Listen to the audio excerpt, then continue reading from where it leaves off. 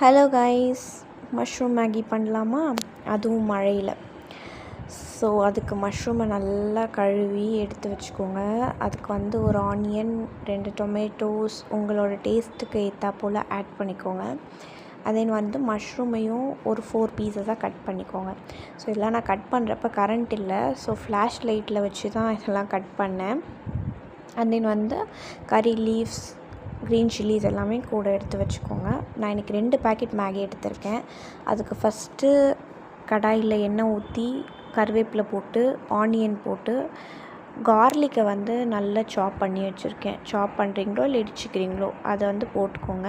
அதுக்கப்புறம் டொமேட்டோவை நல்லா புழிஞ்சி ஸ்க்வீஸ் பண்ணி போட்டுக்கோங்க. அதுக்கப்புறம் நல்லா வதக்கிட்டதுக்கப்புறமா ஜஸ்ட் ஆட் மஷ்ரூம், அதுக்கப்புறம் மேகி மசாலா ஆட் பண்ணி, சிக்கன் மசாலா கொஞ்சம் ஆட் பண்ணிக்கோங்க. நான் அதை காமிக்க மறந்துட்டேன். ஸோ நல்லா ஸ்மெல் போனதுக்கப்புறம் தண்ணி ஊற்றி கொதித்ததும் மேகி போட்டு இன்னும் நல்லா கொதிக்க வச்சு ஒரு 5 to 10 minutes குக் பண்ணி எடுத்திங்கன்னா சூப்பரான மஷ்ரூம் மேகி ரெடிங்க. இதை நான் மழையில் சாப்பிட்டேன். சும்மா சூடாக சூப்பராக இருந்துச்சு. நீங்களும் ட்ரை பண்ணி பாருங்கள். தேங்க்ஸ் ஃபார் வாட்சிங்.